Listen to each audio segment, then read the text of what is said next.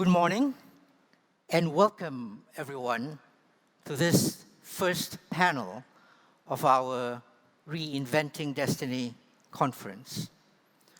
I am delighted that we have been able to assemble such a talented and distinguished panel of speakers. We will be discussing for Singapore economic transition for the 21st century. Before I turn to the panelists, I want to continue the narrative of improbability and aversion to hubris that Director Janadas opened this conference with. The setting for our discussion on looking ahead is this. It is not only that Singapore has overcome sharp odds in going from being a small nation, 720 square kilometers in expanse, so about the size of Lexington, Kentucky, or El Paso, Texas, a bit larger than Chicago, but smaller than New York City. A small nation with no natural resources to today enormous economic success by almost every measure. Our goal this morning is not just to celebrate that, but we want to look at ongoing change. And we want this conversation to be about peeking a little bit ahead into the future. Director Janadas warned us about not giving in to hubris. For one, when measured by per capita GDP, the world's richest countries are, with only one significant exception, uniformly small. Luxembourg, Ireland, Norway, Switzerland are all small nations, and they all have per capita incomes comparable to Singapore's. Of these, only Switzerland, with a population of 9 million, has more people than Singapore. Taken together, these four nations, comparable to Singapore, have an average population that comes in at under 5 million, compared to Singapore's 5.5. In this IMF tabulation that I am drawing on is Qatar after Singapore, and only then the United States with 330 million people. For those who wonder about the success of small states, it might be that it's actually the United States that is anomalous for being a big country that is actually rich.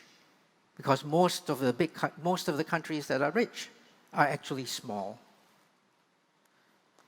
The remarkable story that we begin the discussion with here this morning, therefore, is not of richness or wealth alone, but of dynamics and growth. Because nowhere else, as we look around the world at places that are comparable to Singapore in development, in wealth, in richness, nowhere else can we say that just 6 decades ago were any of these other places described as merely a malarial island, as Henry Kissinger repeated, or facing ever-rising problems of underemployment, poverty, and near destitution, as Anne Wee herself wrote. 60 years ago, Singapore was Britain's main naval base in the Far East, where, with Britain reaching exhaustion as a great power, the planned closing of the British naval base here would, through arithmetic alone, reduce Singapore's GDP by 20%. That starting point is what we want to have in mind at the same time that today we recognize Singapore's per capita income, measured at market exchange rates, exceeds that of the United States. It is double that of the United Kingdom, France, or Germany. And it is this change that is remarkable, not just the success today.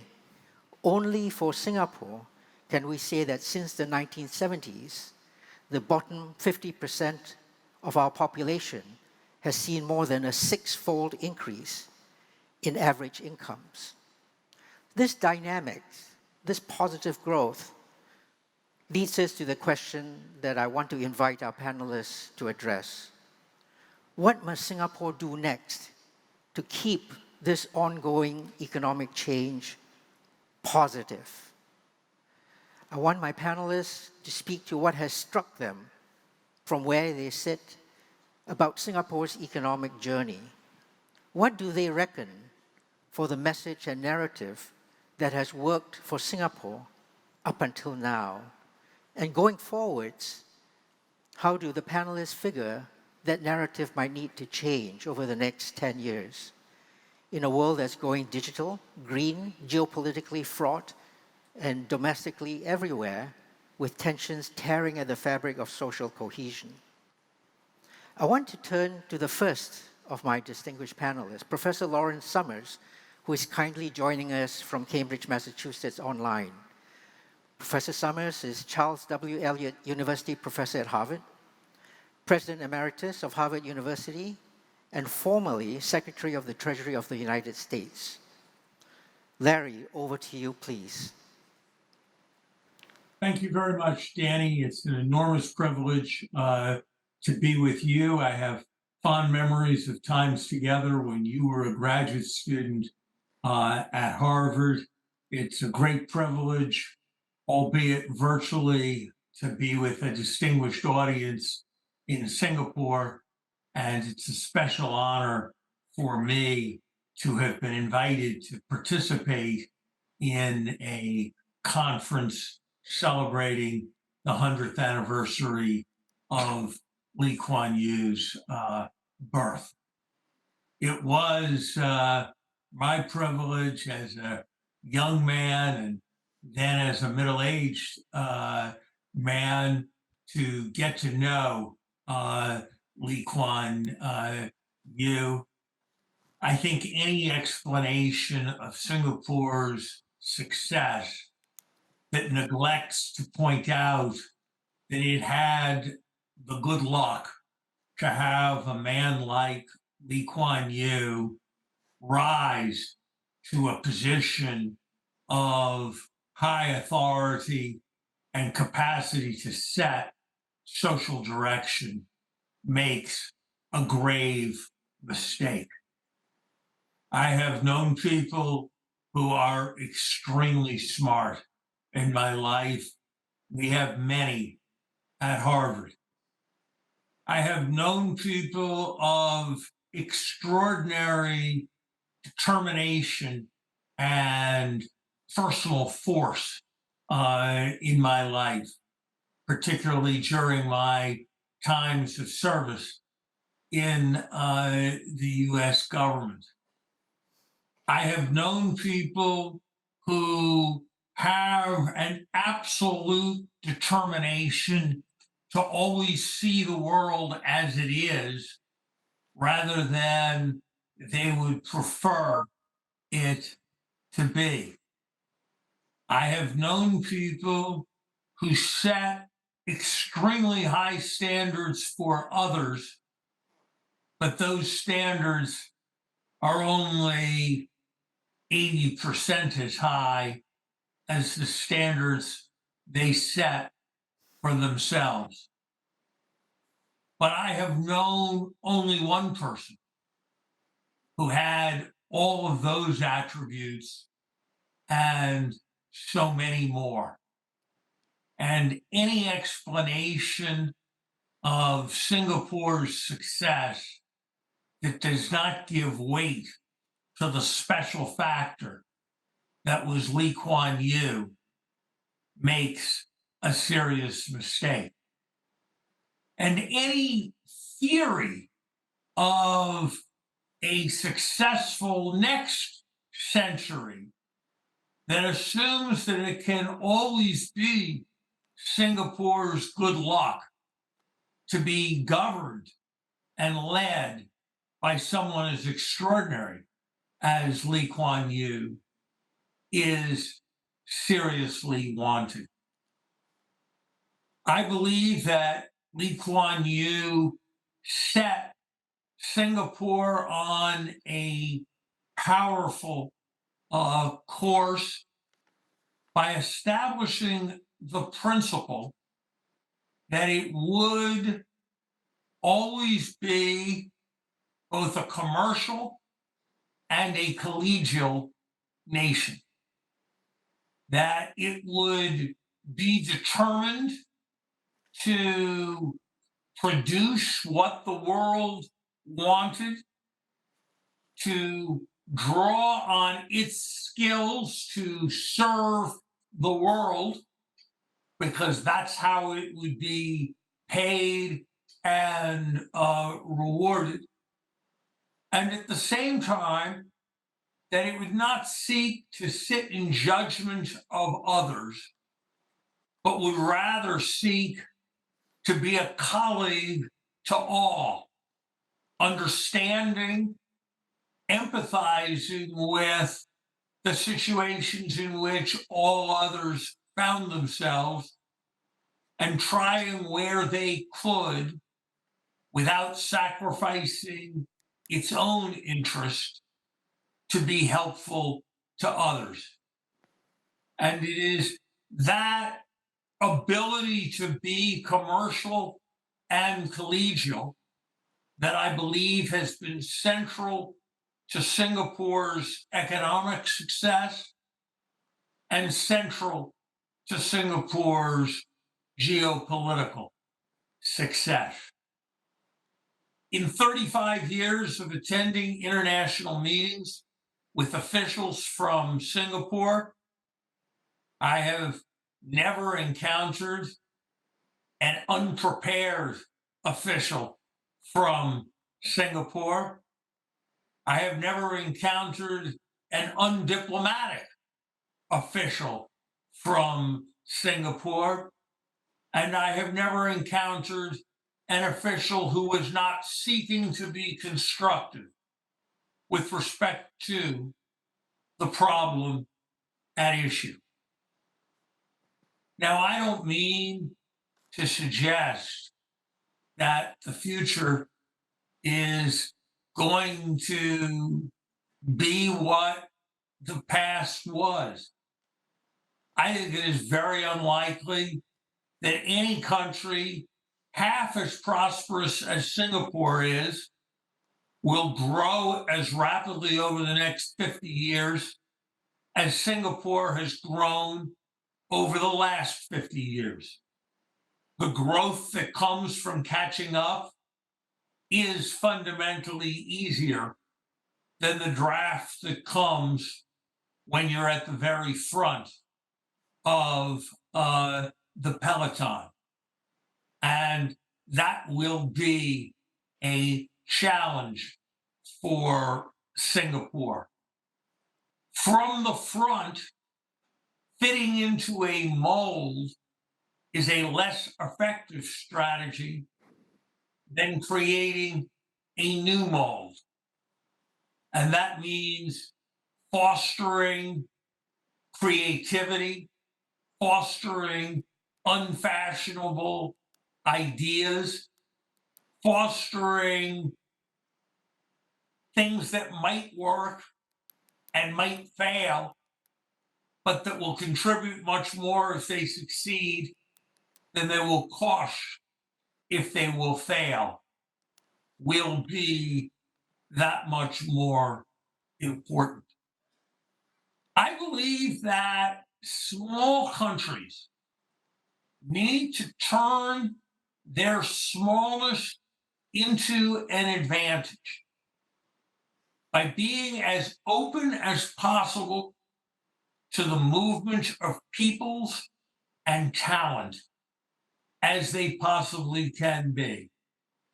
And so I have been extraordinarily impressed by the efforts of Singapore to bring in people from the outside to the maximum extent possible.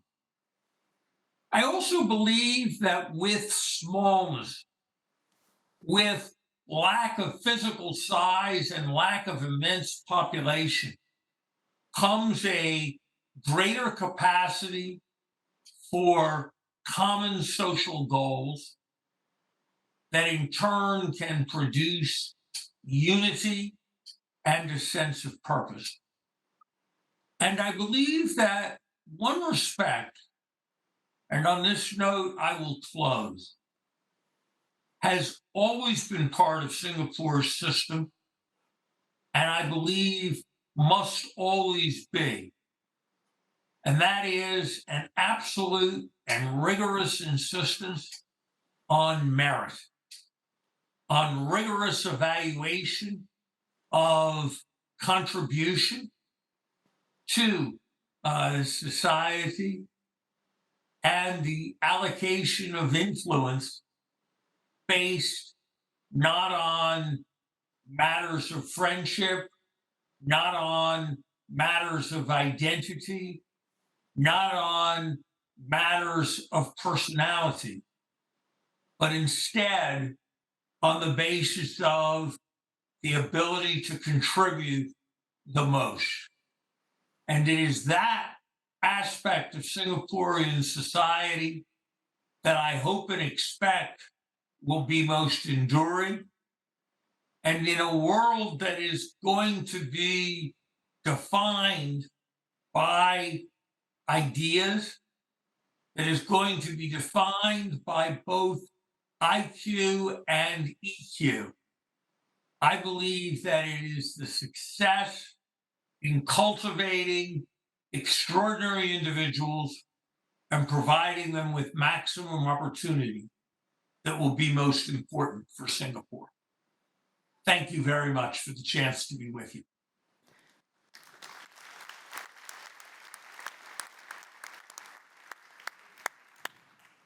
Thank you, Larry, for that wonderful opening, reminding us of the things that matter and the things that are important in the challenges ahead. Thank you also for the reference to how I was a graduate student learning sitting at your feet. My memory of that time is mostly of fear and awe and the fierce intelligence that you as a young faculty member were kind enough to share with us graduate students. Thank you for that time, and thank you for your opening. I'd like to turn now to Jessica, if I may. Jessica Tan is Group Executive Director and Group Co-CEO at Ping An. She's regularly named by Forbes and Fortune magazines as among the world's most powerful women. Her work experience has come from both West and East and across a range of fields ranging from engineering and computer science through economics, healthcare, insurance, and technology. Jessica, very keen to hear your insights on Singapore. Thank you, Danny. So first off, a bit of introductions about myself, as Danny said. So I'm a poster child, I think, of Singapore, very successful policies right at the beginning. I'm very proud to be Singaporean. I'm very proud to have been born in Singapore. My parents were born in Malacca. They went to Taiwan for their university education. My dad is a semiconductor engineer, and my mom was finance accounting, and then had the three of us here. Very fortunate because I studied as a, because immigrant, second generation immigrant, in a primary school that no longer exists. I was fortunate enough to be enrolled in the neighborhood school there. I was the first batch of students, Kebun Baru Primary School. I could only find it on MOE Heritage site right now. But despite that, I was able to benefit from a first-class education here in Singapore, enrolled into, the other side of Cambridge in MIT, and then joined McKinsey for 13 years, and then Ping An now for 10 years. And as Danny said, for the past 20 years, I've been traveling across Asia, so I worked across all of Asia, but my family's firmly here in Singapore. So that's a bit of an introduction about myself. Thank you for inviting me here. As part of this, I did look back, not just in terms of numbers, but as we grow up, what really made us Singapore great, and what will continue to do that. I think it's a very fitting tribute. There are two thoughts I wanted to I don't have the answers, but there are two thoughts I wanted to leave everyone with as I went through this process. The first one that struck me as I look back was on the ambition and the courage that we had that made to create world-leading capabilities. Right? My husband works at Changi Airport. He was preparing some sort of history. And I was looking through, I chanced upon LKY's speech to the NUS students in 1990. I think it's probably one of his last speeches when he was Prime Minister. And he spoke about, us being a seaport. Well, you can kind of think, yeah, we should be, right? I mean, that's how the British found us. But us as an airport, like air hub, that's man-made. And he talked about, in 1981, I'm sure some of the folks here were part of this effort, how he and the team decided to basically write off 800 million of Paya Lebar Airport. Oh, yeah. I mean, at that time, I imagine it's huge money. Invested 1 to 2 billion Sing dollar to build Singapore Changi Airport.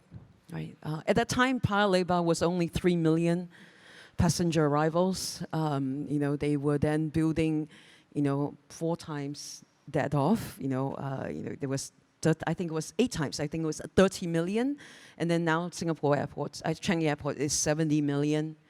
And then building, I think T5 to 100 over a million. That kind of ambition to be world class. I mean, I travel maybe more than 1,000 flights in my life. There's no doubt in my view that Singapore is one of the best airports in the world, period. And I think that has made us great, and that has put us on the map. But going forward, we do have a structural disadvantage. In my past 10 years working in China, I grew up believing that it's okay, we're small, but we'll be nimble. That's what we always tell ourselves. And I truly believed in that. My past 10 years working in China, and particularly in the past few years with digital innovations and such, I realized scale is important. In the time that we do one pilot, China could do 200 pilots in 200 cities. And particularly in digital world, it matters, which is why there's no doubt it's always about US and China. Nobody else talk about anybody. Just to give a few examples in tech, in healthcare, in education, why I think it matters. In tech, I mean, everyone knows AI, right? The more it's about computing power, it's about data, it's about the scenarios. I'll give an example of a simple application we do. I mean, we are one of the largest car insurer. I only have about 20% market share. We built, since 2017, a car app that if you get into an accident, just take pictures with your phone. I get into accident very often. And we'll automatically educate. We're able to do that because we process 14.6 million car claims a year. And we did 2 years of data to build that, and we've been using it since 2017. I looked up a bit our car stats. I only managed the pre-COVID numbers. In Singapore, we only have 160,000 accidents in all of Singapore in 1 year. It would take us 90 years to accumulate the same amount of data to build such a model. Maybe it may sound simple. Yeah, I give healthcare. We talk about healthcare, and obviously these days it's about preventive health. Right? You don't want to get sick, particularly chronic disease. We talk about diabetes, which is a problem that we constantly have. We do healthcare business in China. There's 100 million diabetes patients in China. We use 2.8 million, which are our own customers, to build a prediction model, because the problem with diabetes is out of control, and you get into 7 different types of complications, which makes your health and healthcare costs goes a lot. With 2.8 million data, we built a prediction model. We were able to improve. We now serve our millions of customers on that. They go through these camps to do it well. We only have, I think, thankfully, not many. I think we have 40,000 or so diabetes patients in Singapore. It would take us very long to do that. So we actually we collaborate with XGH. It turns out the models, we don't transport data. The models are 80% accurate. right? We needed a little bit more to tweak, the different ethnic groups and stuff. So in healthcare, as you talked about going forward, not just administering healthcare services, but being more preventive and stuff, and being prescriptive, skill does matter. And then I want to leave one more, which is around education, right? And I think COVID has changed what we define as global versus local services, right? It used to be goods are global, right? So e-commerce, etc. You would expect that, but then during COVID, my girl was learning coding from my Chinese company. We hire them coding. She learns piano remotely. I'm learning Korean now for 1 year from a teacher in Seoul. So even services, even education, something as local as that can be done on the global scale. Unfortunately, I had to close down my online education company in China because of policy changes. But just before we closed down, I was going to launch Chinese tuition here in Singapore. I'm very sure I would have wiped out probably all the tuition centers that we send our kids and grandkids to, because what better way to learn Chinese from Chinese and in a fun way remotely from in China. So I think on this point, I wanted to say that a thought that we should not be hampered by we are small scale. I think nimble is important, but not sufficient. I think particularly in the next 20, 30 years, scale does matter. We should constantly force ourselves to find where we can create world-class capabilities and scale. And I quote the same thing from what LKY said in his NUS speech. He's a wonderful speaker. He looked at the NUS student and he said, it takes people with, and he pointed to his head, vision and imagination, coupled with the powers of analytics, right, to find these niches. And I think this is one thought I wanted to leave that with. The second thought I wanted to leave with is around, and I'm running out of time very rapidly, some people. It will not be possible without good people supported by housing, education, healthcare. Myself in the prime example. And we have to think about how we do that continuously. I know there was a bit of a setback and worry, but I think, with the right kind of view and stuff, we need to continue growing. And because our own birth rate is appalling, I tell my two girls, you have to at least have 2.1 kids to replace the population. But nonetheless, that is a problem that we have to face with. So we have to have non-resident labor, and how do you assimilate them? I think that would be a key thing. And then finally, to 30 seconds, I want to end off with something that I found in one of LKI's speeches. I don't know who wrote his speeches, it's just wonderful. I love the Reinventing Destiny theme. Right? We are sitting here also in MBS, which I thought was very fitting, because he was dead against gambling. I looked at the stats, because growing up in the 80s and 90s, we talked about the Si Xiaolong, the 4 Asian tigers. And I looked at every 10 years. In 1995, 2005, us and Hong Kong was about the same. We're about 25,000 GDP per capita, right? You talked about us being very rich. Taiwan and Seoul, Korea was about 12, 13,000. In 2022, we've far exceeded. We're 82,000 GDP per capita, as earlier said. We are, I think, second to Qatar, is it? And then Hong Kong is only 49,000. And then Taiwan and Korea is 30,000. And so I'm sure here there are many people who will tell me my stats are, not apple to apple. I didn't have time to do Seoul versus Taipei and stuff. People will also tell me Hong Kong, there are other circumstances. But I want to believe it's not just because other cities have other circumstances. We actually did something different. And I found, I think in 2005, LKY said in Parliament, and I was very touched when I read this. He said, "Dear Speaker, I am anti-gambling. As a child in primary school, I saw my father become a problem gambler for several years. So as all of you know, he was dead against gambling. And then, it's amazing how he predicted everything. The old model on which I worked on was to create a first world city, clean, green, efficient, etc.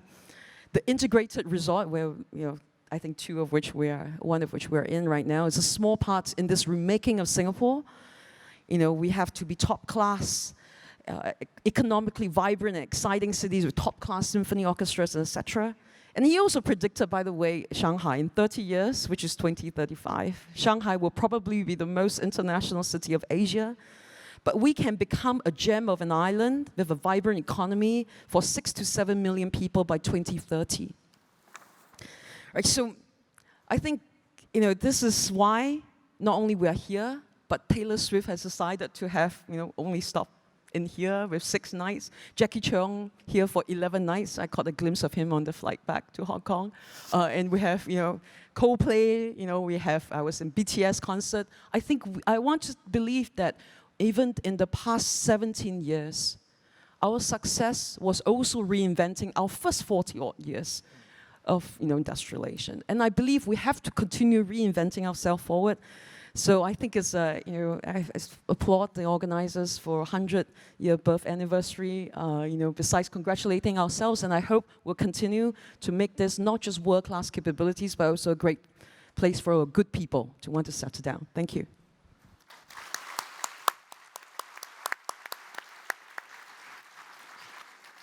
Thank you, Jessica. I'm going to turn to our next speaker, Ian Golden, in a second. But I also wanted to just very quickly remark on how our first 2 speakers have already given us so much to think about. As we carry on with this panel, I hope that you will all be engaged in the conversation that will come after these opening statements. Both Larry and Jessica have referred to 2 things in common, and many more, but 2 things I just want to flag for now. The importance, the consequentiality of the vision that Lee Kuan Yew had, his energy and his intelligence. Second, the size of Singapore. Larry talked about how Singapore's small size was something that could be used to turn to an advantage. That advantage was manifest in an openness to talent and ideas from everywhere else. Jessica has warned us that small size might be something that we do need to take seriously in a world of big data, where analytic decision-making requires ever more experiences and events that large countries have greater access to. And that's something, it's a tension that we're going to see manifest through time. The next speaker, Ian Golden, is at Oxford University's Oxford Martin School, Professor of Globalization and Development, and Director for the Future of Work, Technological and Economic Change, and the Future of Development. All of these issues we have just been discussing. Ian, grateful for your thoughts. Thank you very much, Danny. It's a huge honor and privilege to be here and invited to say something in honor of the 100th anniversary of Lee Kuan Yew's birth. Sitting in this marvelous conference center, thinking about over the road a swimming pool 650 meters suspended in the sky, which to me is emblematic of reinventing destiny. How one can take this tropical swamp infested with malaria and create this iconic place, which now is the symbol in the world of defying gravity, of what some, including colleagues of Larry and mine, thought was impossible in tropical places. This growth that is simply the envy of the world, for good reason.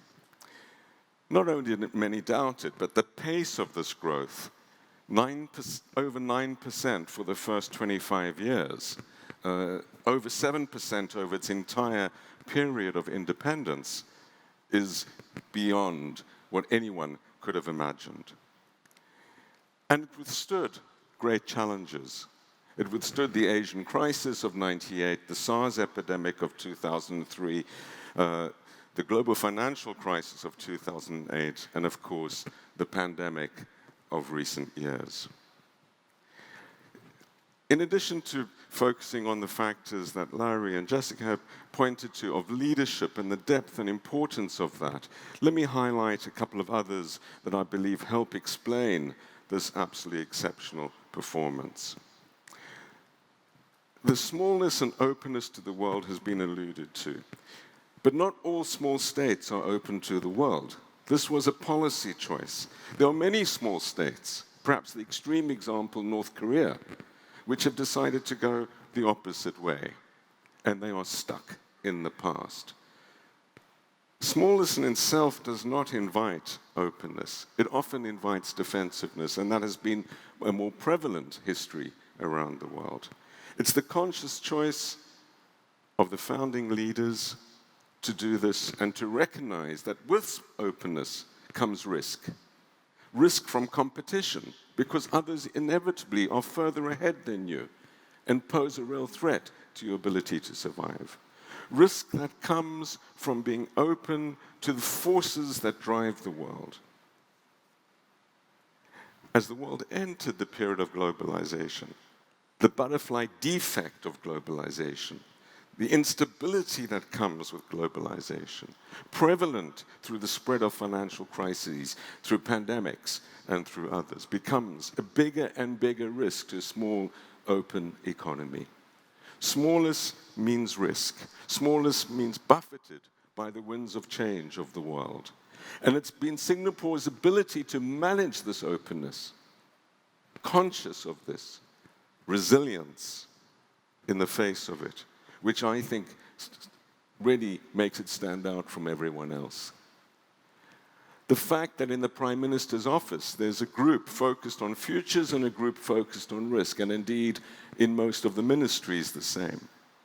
And I had a personal experience of this when I left being head of policy at the World Bank Group and started the Oxford Martin School, big interdisciplinary group focused on the future in Oxford.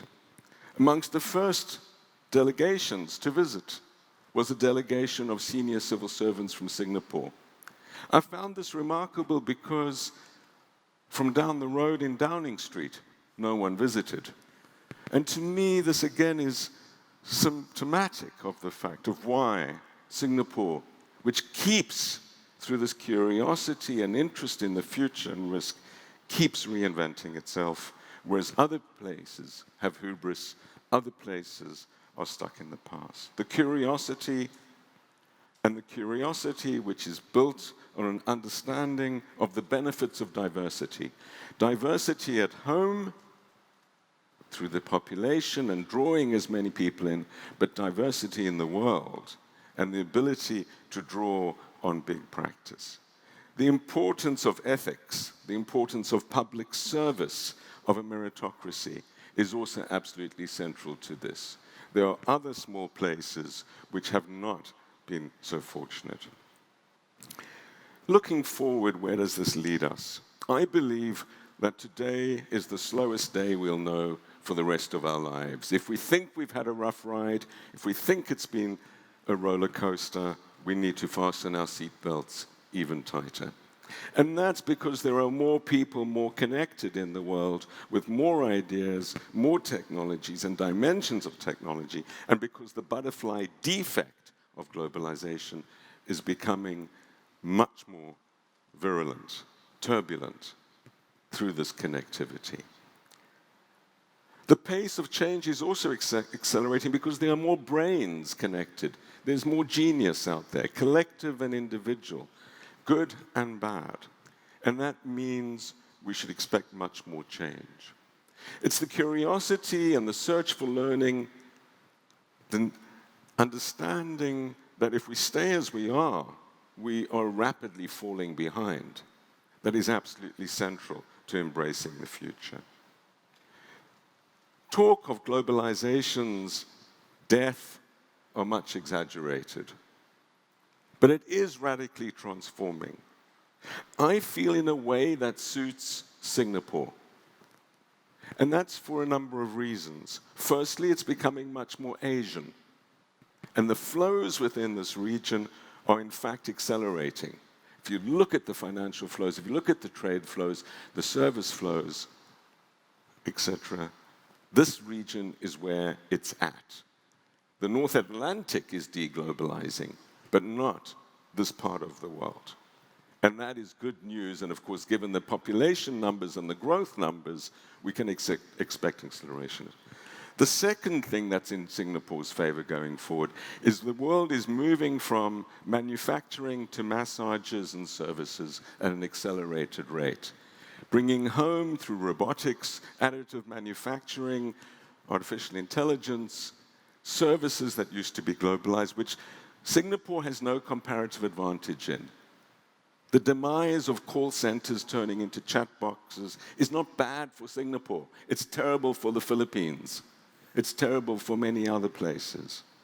The demise of big manufacturing centers of garments, of auto, of other manufacturing is not bad for Singapore. It's bad for other developing countries and emerging markets, and catastrophic for Africa, which is 100 million people coming onto the workforce over the next 10 years.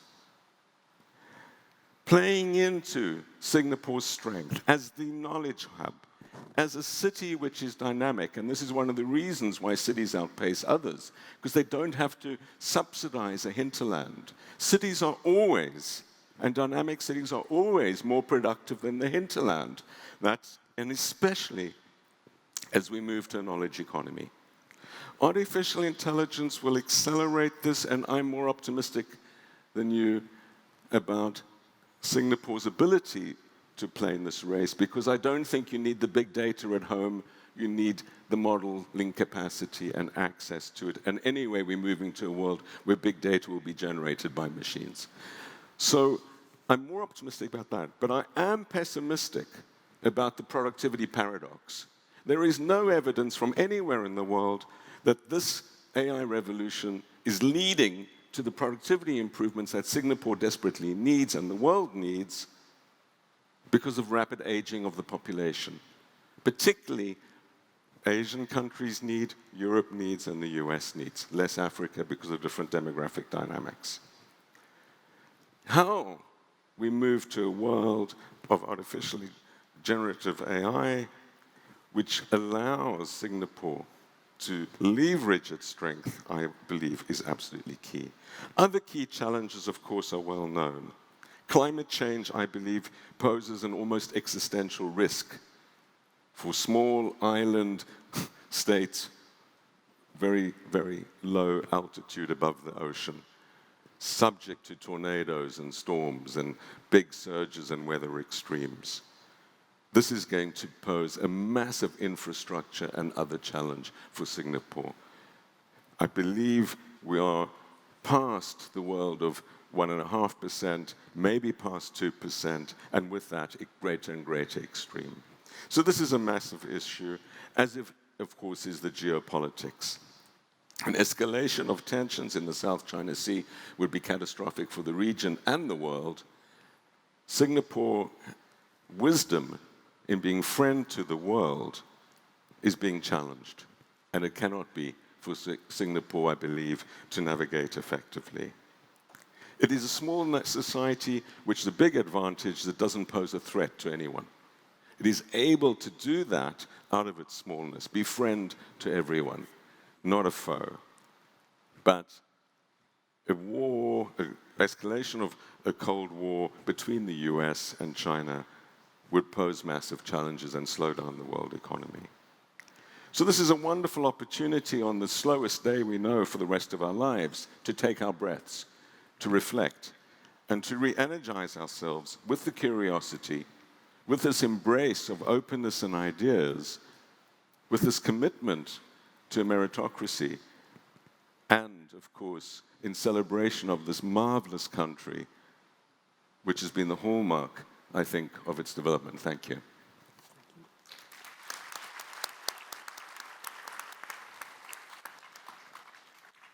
Thank you, Ian. Piyush, you're next. Piyush Gupta is Group CEO, DBS Bank Limited. But much more than that, he's also a fixture in Singapore's conversations about practically every dimension: economics, politics, culture. Among many other contributions, Piyush serves on Singapore's Emerging Stronger Task Force that worked on defining Singapore's future post-COVID. Piyush, your thoughts, please. All right, thank you, Danny. And again, really pleased to be here as well.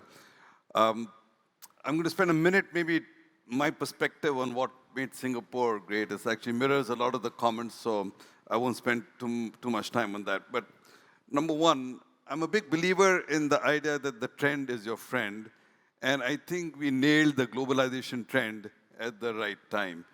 Janada's quoted Rajaratnam on a couple of occasions.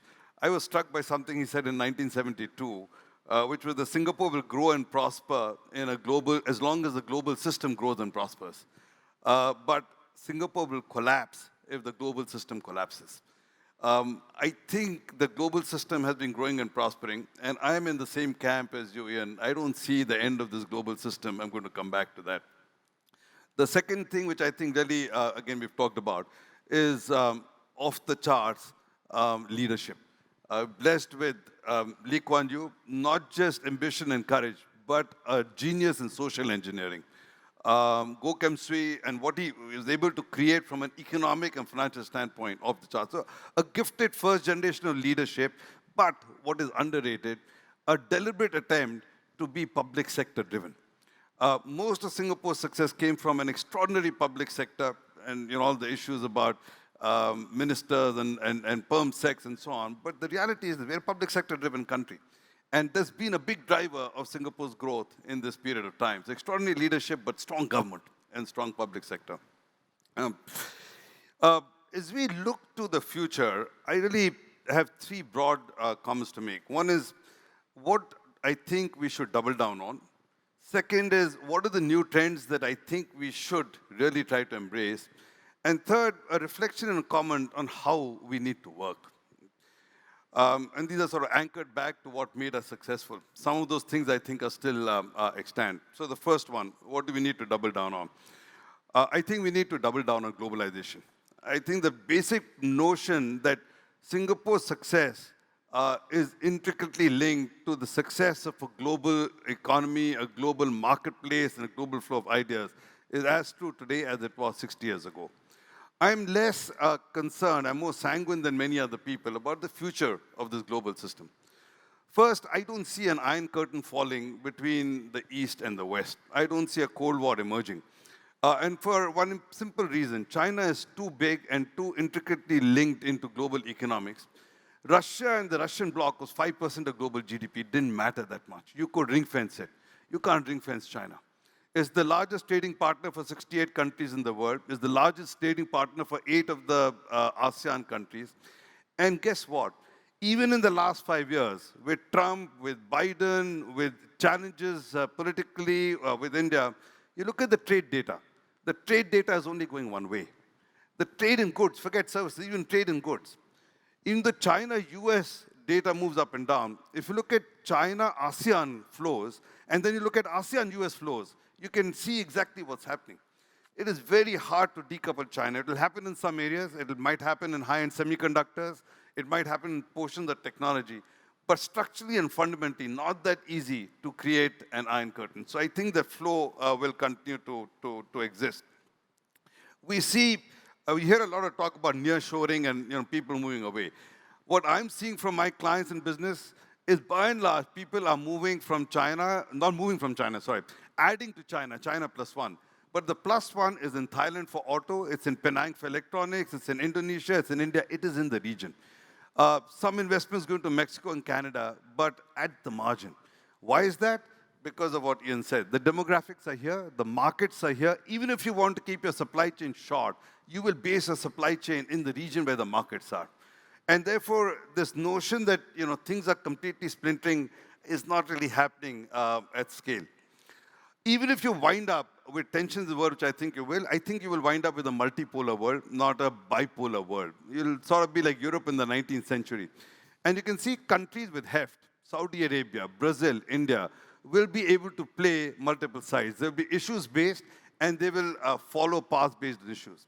Now, that's a challenge for a small country, small state. We are price takers, which is why we need to make sure we anchor our wagon to other countries and regions that give us some heft.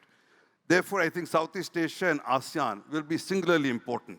And I think trying to guide the ASEAN model towards more collective engagement is something that we should continue to drive. The biggest countries that matter to us outside of the China, America, we should double down on India, we should double down on Indonesia. India will be a force to play. We have some natural connectivity. We don't leverage it enough because as a nation, we don't know how to deal with India. We have to learn. And we have to double down on Indonesia. We do know how to deal with Indonesia better, but we've had stop-start arrangements. So that's a large picture thing, but double down on globalization with these nuances. Second comment, so what are the new trends we should embrace? There are two which are obvious. One is the world is digitizing. Today, 14-15% of global GDP is consumed online. This will get up to 23-25% over the next 7-8 years. Now, that could be a challenge, but it can be an opportunity. So, Jessica, you sort of went there. I do think you can build a world-scale business today from a garage.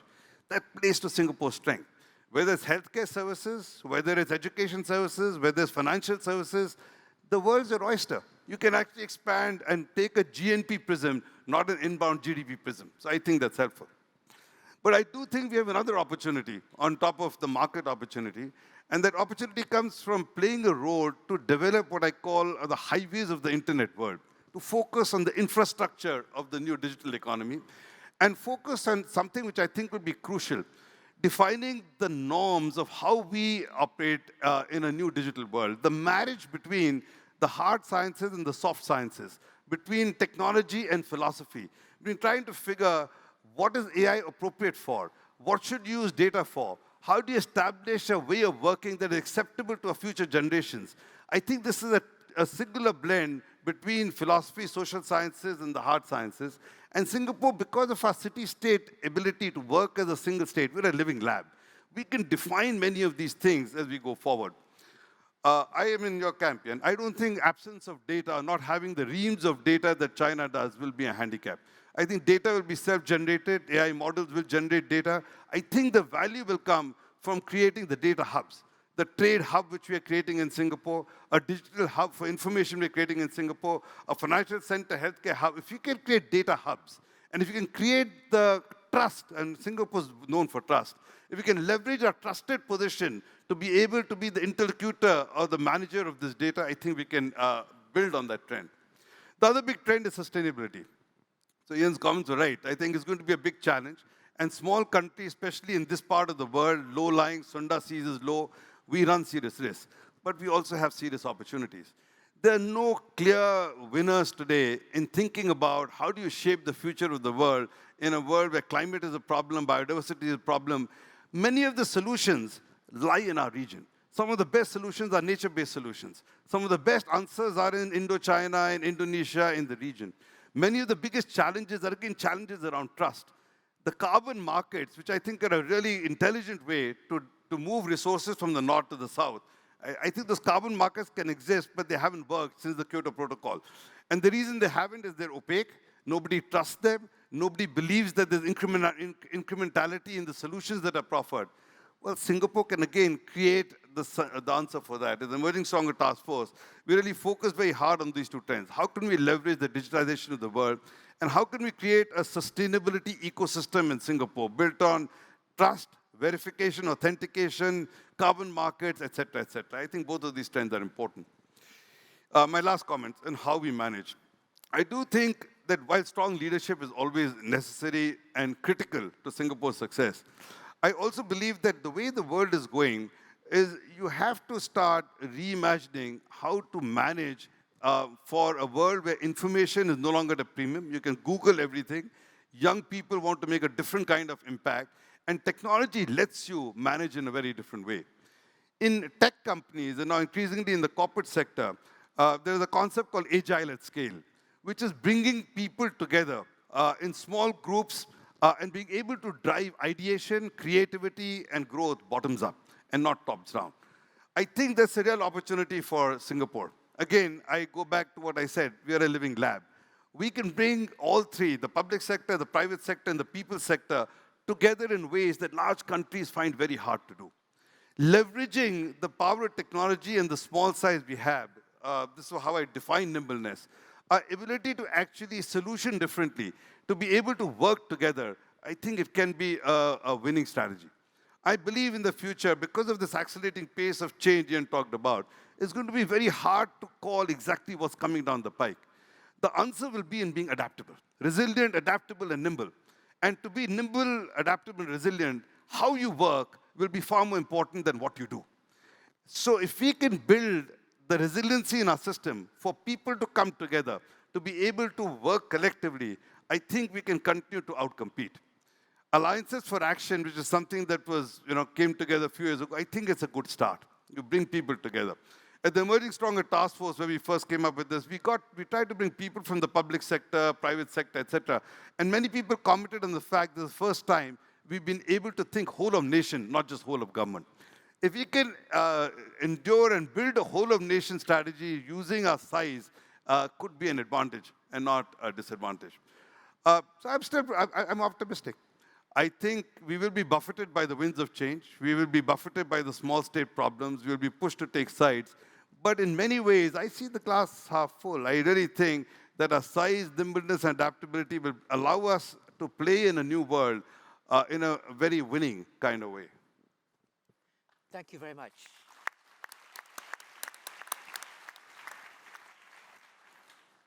Piyush, thank you very much for that vision. We've got a wealth of ideas from our 4 panelists.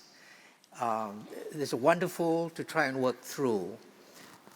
Just to begin the conversation, for myself, I picked up a number of themes that all 4 speakers touched on. The first is the consequentiality of globalization. It is not dying, it is changing. And it's changing in potentially unexpected ways. A place like Singapore that has benefited so much from the traditional model of globalization needs to be looking ahead to what these new global changes will be. The old model of globalization was one where everything made everywhere became available to anyone, anywhere. And that allowed Singapore and other small states to ruthlessly decouple the size of their economic market from their physical size. That was hugely important in the early part of Singapore's history. That globalization might be unexpected shows up also in a nuance in how we think about where big data will be generated, with data linkages, with machines actually being the things that generate data, not just people, with software bots being the things that produce new information that we can then build AI on top of, that removes the constraints of physical size. But there are certain things that, as Jessica reminded us, will still matter in terms of the diminutive population. The second theme that I picked up was the importance of meritocracy, the idea of rewarding, recognizing, evaluating those who make contributions to society, whether it's through entrepreneurial activity or through public service. All of these things are hugely important. And the third message I took was how we need to be bold. We need to be a living laboratory, whether it's through what Larry Summers described as our being open to technology, ideas, talents from everywhere, whether we look at the things that are going on around us and think about what the next step, the next iteration should be. Singapore needs to be bold. It needs to be a living laboratory. I would like now to pick up questions from the floor. Those of you who are physically would like to come up and ask a question, there are mics around the place. Perhaps I can begin with Simon. Thank you, Danny. Simon Tay. Please identify yourself and say your organization. I will. I'm Simon Tay, the chairman of the Singapore Institute of National Affairs and the NUS law professor. Danny, I think you summarized it very well, how much the panel has given us, so I won't repeat. The question I have to ask is, many of the things they suggested, innovation, boldness, are things the Singapore government is trying. Would any of the panelists like to tell us something they wish we would try? Conversely, the only sort of sacred cow I heard mentioned was from Jessica, who mentioned how Lee Kuan Yew changed his mind about gambling. Would the others like to tell us, perhaps, identify one sacred cow that may need to be slaughtered? Thank you. Thank you, Simon. So, open to the panel. Jessica, maybe we'll begin with you. You were name-checked on your reference to Lee Kuan Yew changing his mind. About what would... I think that would have been the sacred cow that we have to hold up and then protect. But maybe just on that, what I wish we could do more, I think in the spirit of, I have no doubt we will do well in the next 10 years, perhaps even 20. I think the next 30 and 50 years, what worries me, beyond what was discussed, I think it's really about the people aspect. I don't know, I'm sure you guys some of us run organizations. The new generation is, I'm sorry I hope this is not a live broadcast, it's a closed-door session. It's a bit of a strawberry, generation. Oh. I'm sorry. I'll give an example. My friend shall remain unnamed. Two friends that I'll talk about. One friend of mine runs a startup, a global startup, global company. And in the midst of trying to get people back into the office, I'm sure it's a hot topic. There are some who refused, who said that, oh, no, I work in compliance, etc. I don't really need to interact with other people. Coming to work means I actually have to pay more to get the transportation, more expensive for food, and they refused to come. My friend, being very brave, I applaud him. He said, well, since you don't need to come in, then frankly, the job doesn't need to be in Singapore. It can be in Vietnam or anywhere else. It can go the other way. And then, of course, they came in immediately. Another friend of mine who runs a regional, very big company, which shall again remain unnamed, in coming back, and we're talking about Asia, all across Asia, including LATAM, everyone came back. The people who was most unhappy when polled were Singaporeans. Right? And I say this in the sense that I think I worry, I talked about just now, we can have ambition, we're great leaders, but we are supported by people. Right? People with good infrastructure, social, education, the drive to do things, and that's what sometimes I worry about and wish that we could have done a little bit more. Yeah. Thank you, Jessica. I'd like to turn to Larry Summers, if I may.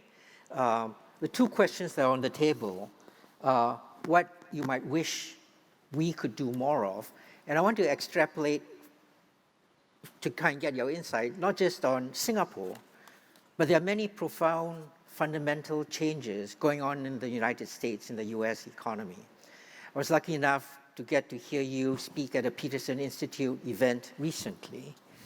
Sacred cows are being slaughtered, and perhaps you could share with us some of your insights about what's going on with the United States and how that bears on what we should be thinking about here in Singapore.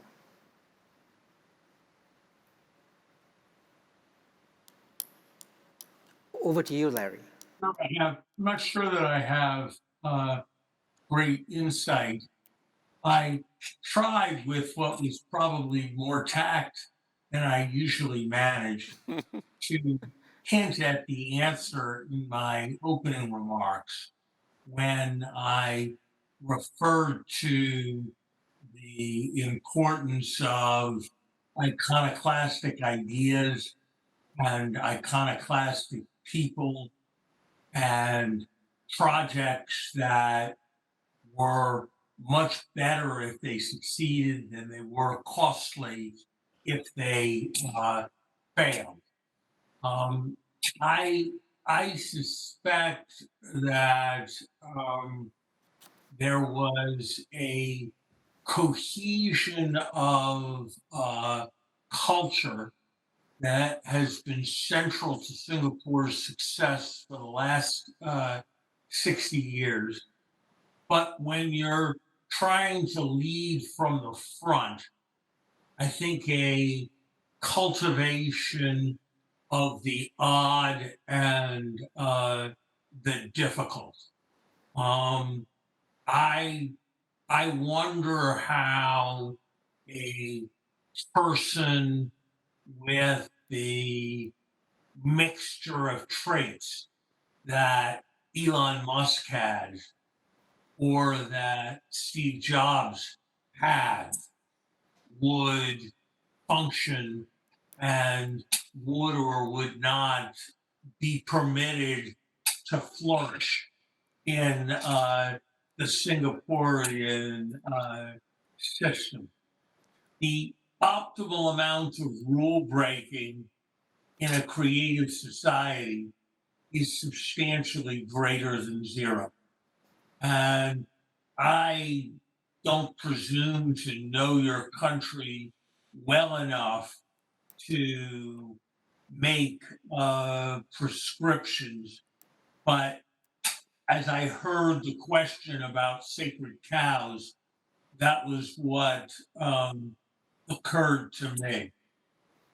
Look, I think a great strength of the United States is its ability to draw in everybody, to draw in the drug addicted and alcoholic, to draw in the pathological personality, to provide second acts in life for some of the most spectacular failures. And I think those are things that we will need to preserve if the next century is to be an American century in the way that the last century was. Thank you very much, Larry. Piyush. So I have, I guess, two comments in respect to Simon's question. The first is sort of similar to Larry, but with a little twist. I believe that as a country, we were very bold. I mean, we are very creative. Creation of Jurong, creation of the Asian dollar market, creation of an FX center, creation of in an import substitution world to think of an export-oriented system. These were all, I mean, really creative solutions at that time, but public sector driven and politically led. And therefore, it was not private sector. And so to Larry's point that the US brings in everybody private sector, that wasn't us, and we had fantastic leaders who were creative. I think what's happened over time, my assessment, is we become a little bit more fearful of failure. So, kiasu. And because we become more kiasu, our whole thing is, in the old days, we didn't have a choice. You had to take big risks. Today, we have a lot to lose. Then you didn't have a lot to lose. And because we have a lot to lose, we're a lot more careful. And because the world is changing so fast, we cannot always afford to be careful. We have to take some bets, and that's one. The second, the sacred cow, I do think the one thing has changed dramatically in the last 50 years, and that is our access and availability of capital as a country. We did not have money in the 1960s. Today, we sit on $1 trillion plus of reserves. I mean, nobody knows the number. You add all of it, it's about $1 trillion of reserves. We need to recognize that capital and money is a source of strategic advantage. We have still not got our minds around the fact that we're a rich country. We have capital and resources. How do we put it to work to create competitive advantage? Whether it is addressing the underbelly of a society from, Lee Kuan Yew famously said, I don't want passengers in my country. Well, maybe it's time to start looking at a little shift. But more importantly, how do we use it to scale up our presence in the new sectors, new industries, as well as leverage in the new countries? What is our challenge in ASEAN? Our neighbors think of us as a self-serving country, self-serving society. Little red dot looks after itself. Well, maybe we use our capital differently. Maybe we use and do what the Japanese and Koreans have done so well, which is invest for the long term and put stuff there to try and buy a greater degree of solidarity and goodwill. Because today we're in a very different state. Now that's a sacred cow in Singapore. Thank you very much. Ian. Yeah, thank you very much. Just to build on what the great panelists before me have said, this strength of what GIC, Temasek, and reserves in the country does provide an opportunity. But one of the reasons for Singapore's success is it didn't indulge in industrial policy. A conscious decision not to do what others were doing in the 50s and 60s when it was born, which was import substitution industrialization. Now it can afford to do so. I hope it doesn't make the mistake that some other countries are making in this respect, that it stays open and competitive in this respect. But lots of money will be needed to create a place in the 21st century. Climate change, we've talked about building resilience. That's going to cost a lot of money. It's a public good. The incredible university system here, that is a public good. That's the reason, that's the basis, the R&D that happens around that, the knowledge economy for Singapore's future. But in the end, knowledge economies depend on people that can be anywhere in the world. You need to look very carefully what's going on in San Francisco at the moment. People choosing to leave. I don't think that could ever happen here.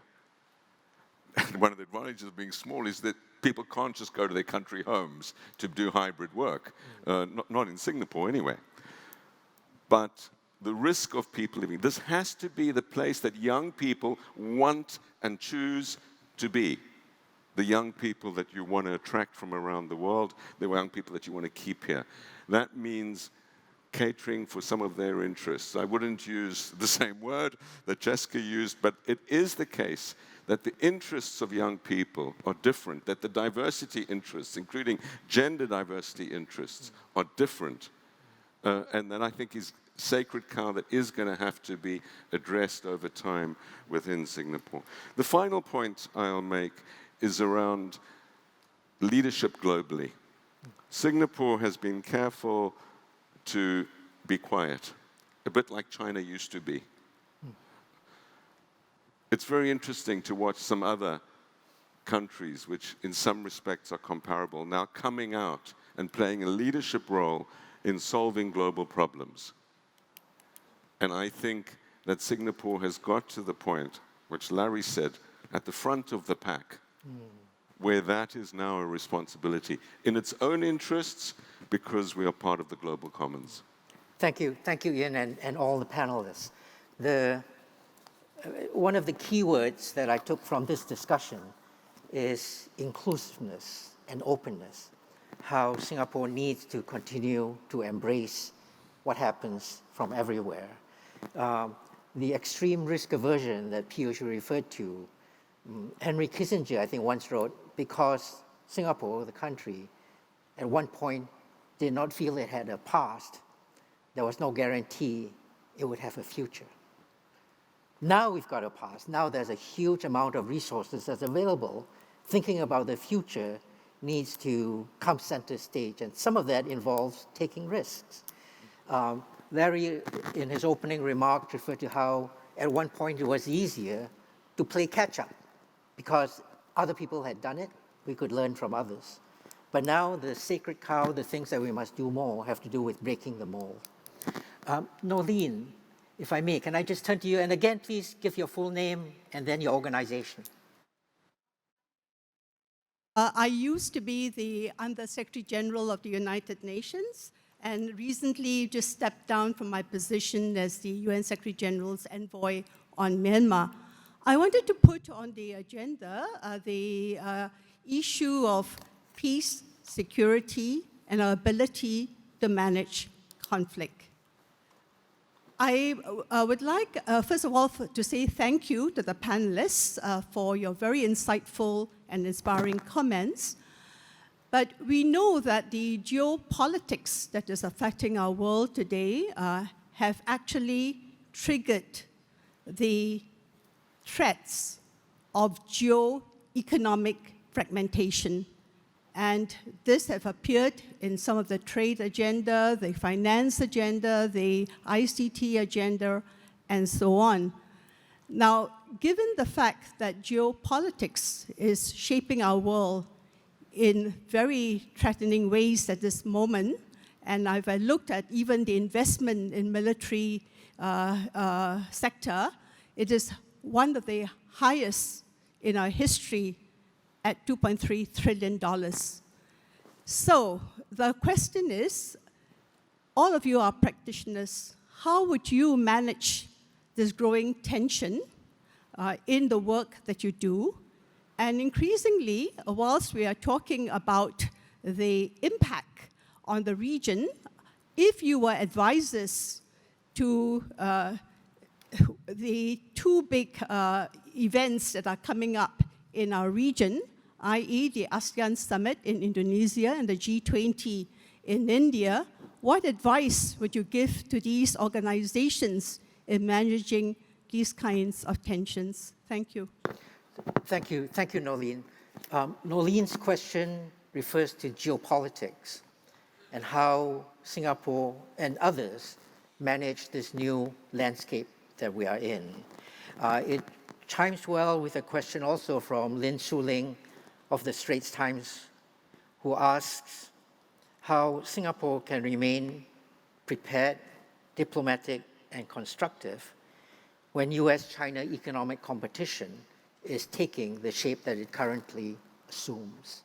For that, if I may, I'd like to begin with Larry and then Jessica and then come back again to Ian and Piyush. But Larry, how do you see the rest of the world managing this new fractured geopolitical, geoeconomic landscape?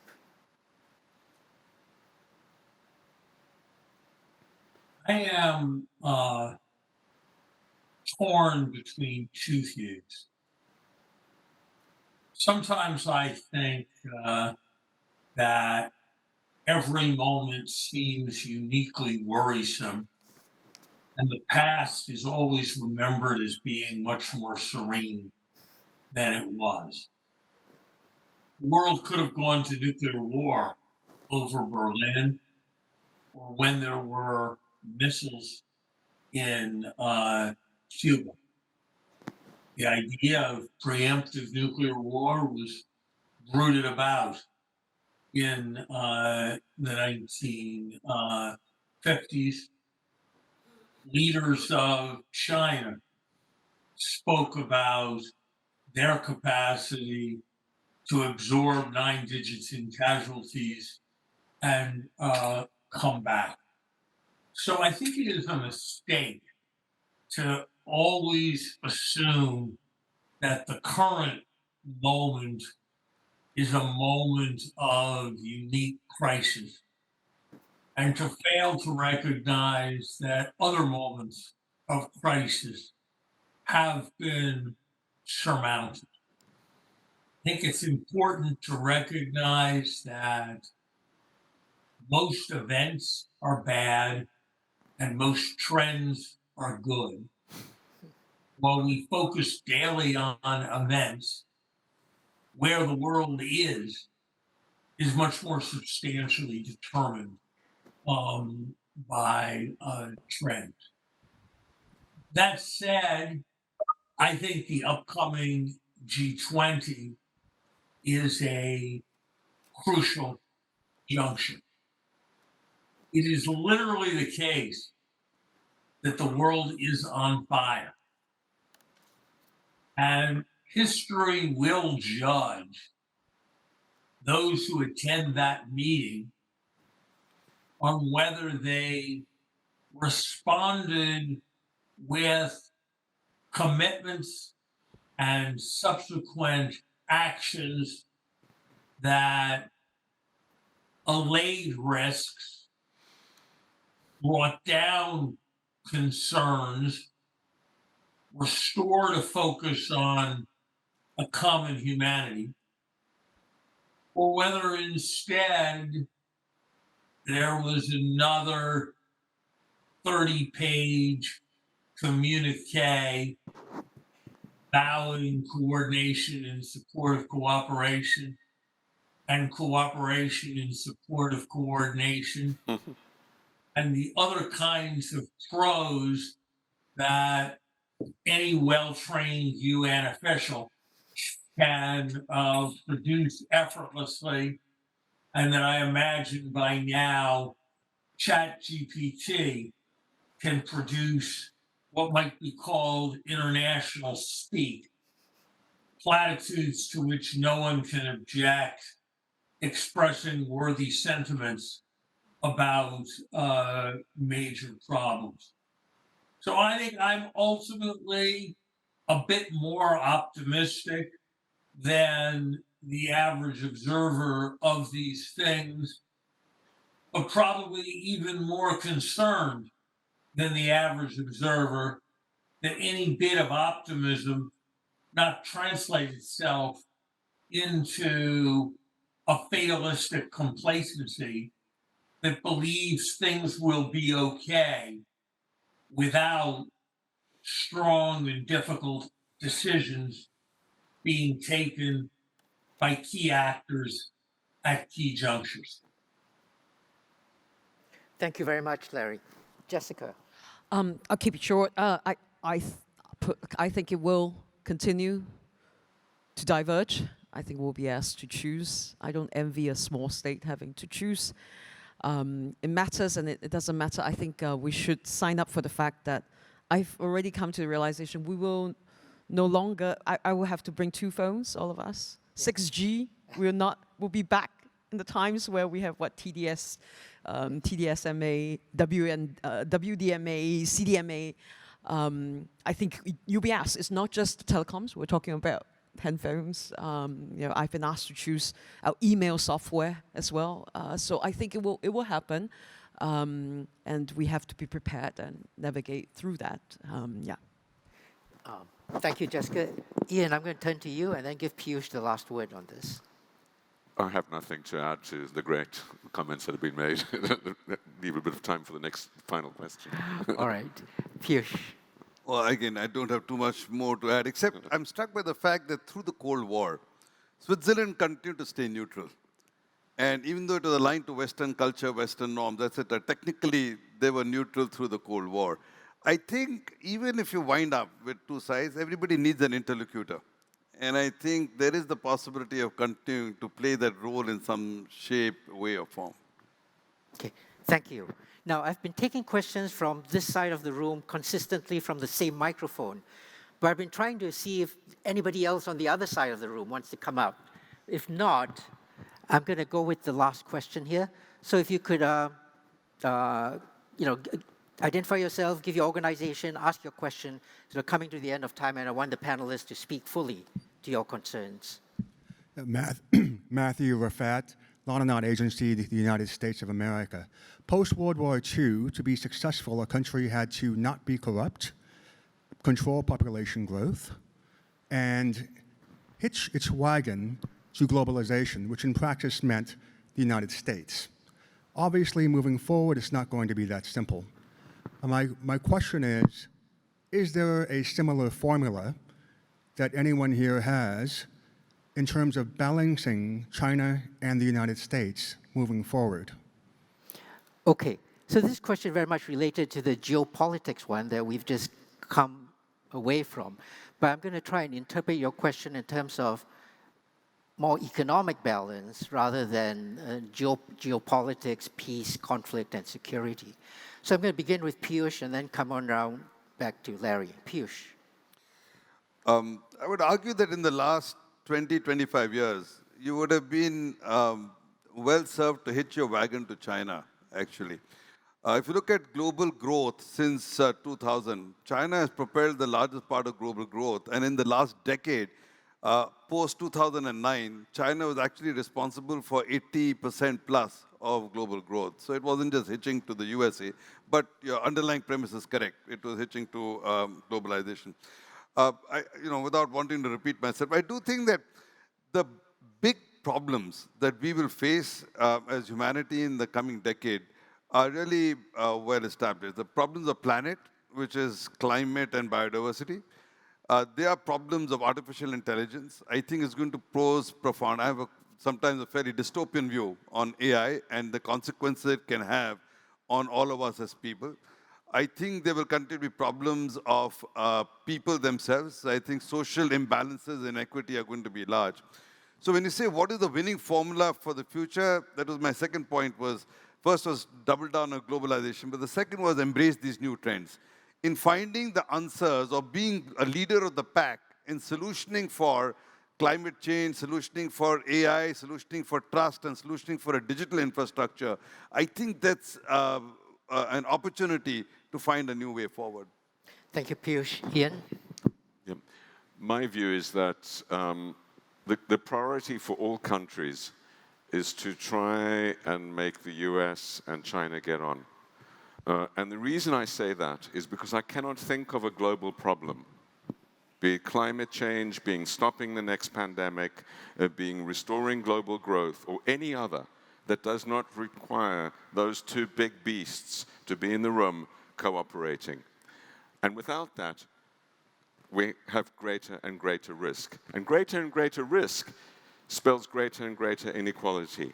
And greater inequality spells greater and greater populism, protectionism, and nationalism, and a downward spiral, and therefore more crises because there's less cooperation.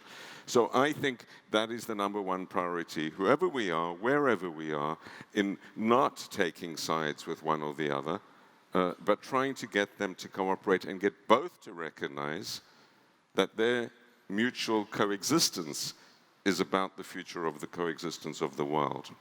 The second thing I would stress is that we are rapidly moving. The world was never flat, or there was never a death of distance. The world became more spiky, and the distance between the rich and the poor got greater within countries and between many countries. Of course, the trend, as Larry has emphasized, was positive for the world as a whole. The challenge we face now is that norm of globalization, of lifting all boats, is gone. Because artificial intelligence and climate change will make a lot of people, plus more and more risk, much worse off. The global pandemic pushed over 100 million people into dire poverty. That's below $2.15 a day. These risks exacerbate inequality. And by exacerbating inequality, they also create more populism. I don't believe that we would have had Brexit in Britain or Trump in the White House without the global financial crisis.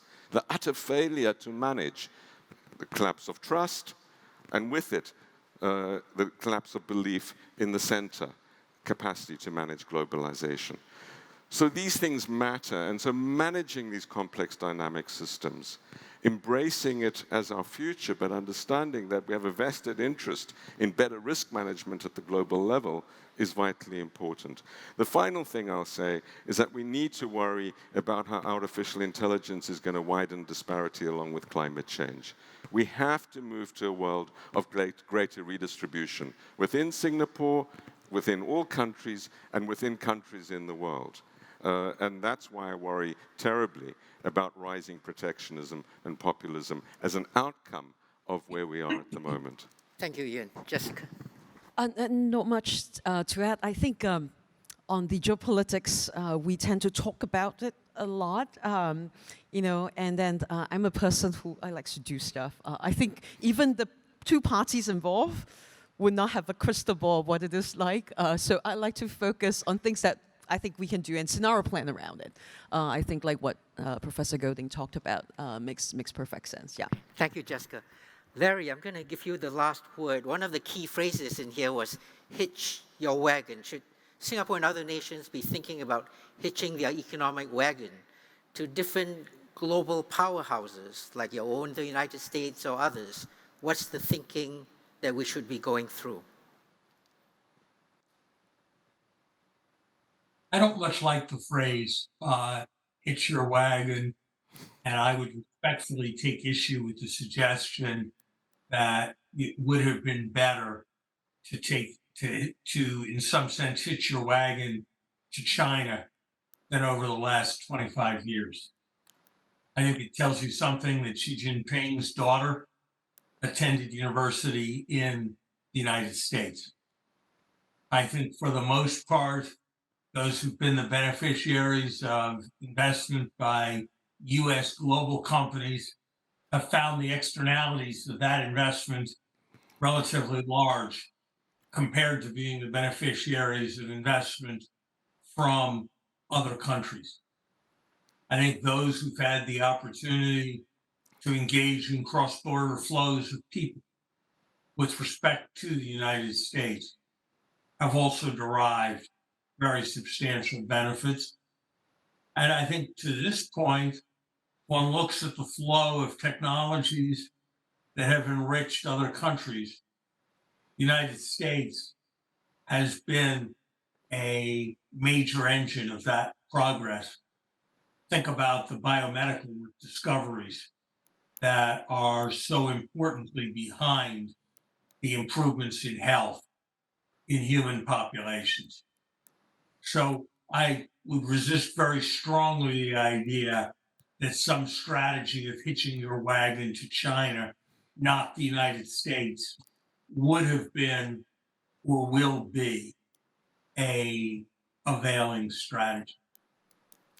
I think the first thing that the United States and China should be able to reach a modus vivendi on, even if they can't reach a modus vivendi on much else, is not forcing other countries to choose between them. And I think we all make mistakes in that regard.